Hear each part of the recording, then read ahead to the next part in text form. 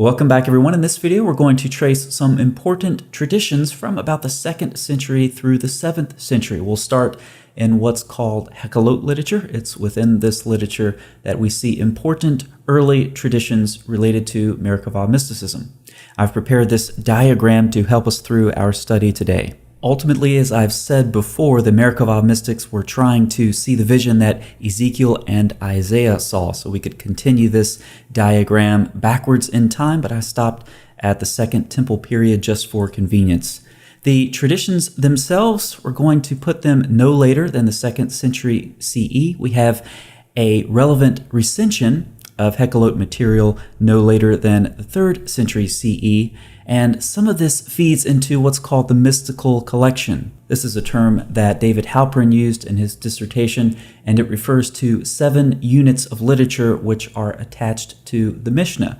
They were appended by the editor of the Tosefta. Some of these re-emerge in both Talmuds, and then we're going to look at a fascinating account in the 7th century about the Queen of Sheba. Now let's talk first about the genre of the traditions and literature that we're dealing with. You can see up here I have exegetical and mystical tradition, i.e. not historical. So as we're going through this, I want you to keep this in mind. For example, we're going to talk about a very famous story in these traditions, sometimes referred to as the story of the 4 who entered paradise. David Halperin notes that Schollem's literalist views, that is, describing actual events, have been criticized by several scholars and particularly convincingly by Urbach. Several decades later, Peter Schaeffer agrees Urbach's interpretation of our text as an allegory with an image and its application is the most likely one. And once again, from Christopher Moray-Jones, in any case, both 4 entered paradise itself and this interpolated section that we'll see later in the Babylonian Talmud are the products of a complex exegetical and mystical tradition, not accounts of actual historical events. At most, you could call them performative exegesis, so you can see now why I've labeled this section of our diagram as such. So let's get into the literature now and see what kind of stories we've been discussing.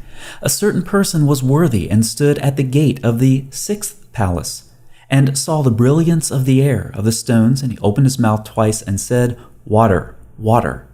In the blink of an eye, they cut off his head, and 11,000 iron cleavers shall be upon him. This tradition is represented by the 3rd block on our diagram. Quite an esoteric story, isn't it?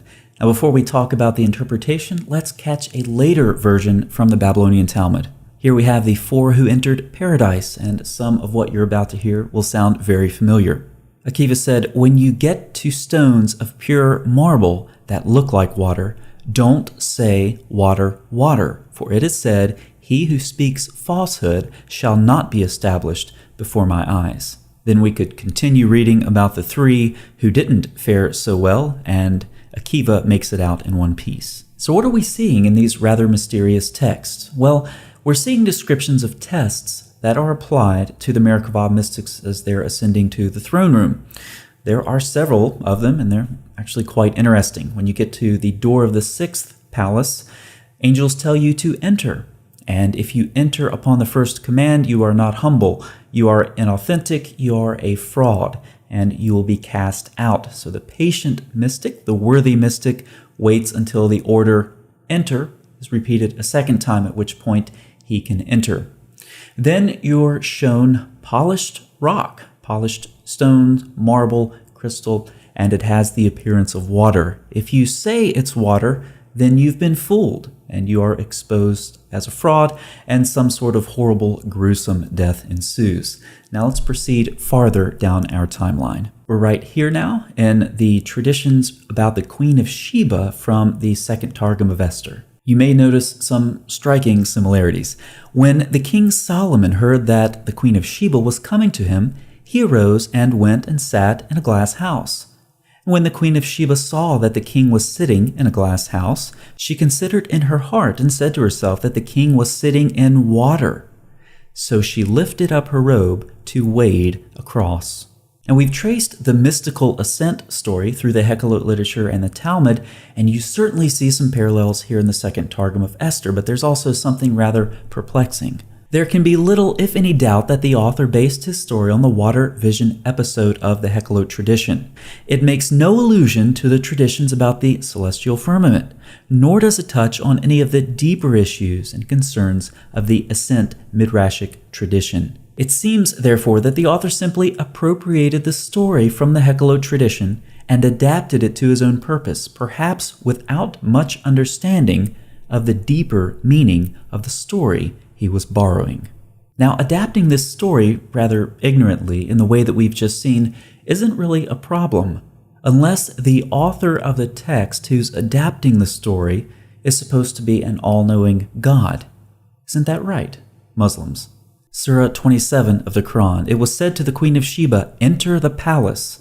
When she saw it, she thought it was a pool of water, and she uncovered her legs. Solomon said, 'Surely it is a polished palace of crystal.' She said, 'My Lord, surely I have done myself evil.'" Just as we saw in the mystical traditions, the same quite conspicuous test was applied to the Queen of Sheba by Solomon. When she thought the polished stone was water, pulled up her robe so that it wouldn't get wet, she was exposed as a fraud. Now we can complete our diagram, adding Surah 27 from the Quran down here in our last block. Jacob Lasner states, "Shorn of all exegesis, verses 15 through 44 of Surah 27 represent a seemingly disjointed account, more reminiscent of an opaque folktale than historical narrative or a didactic midrash based on an ancient and oft-read chronicle. Moreover, the Quran version remains elusive and ahistorical, even after considering the scattered references to Solomon that are found elsewhere in Islamic literature." So we started back here in the mystical traditions and ended here with derivative material the author of the Quran thought was historical, as he included it into the already bloated narrative about Solomon. God, who by definition is all-knowing, could not make such a mistake. We see then that the author of the Quran was not all-knowing. Therefore, contrary to the claims of Muslims, the author of the Quran was not God. Thanks for watching.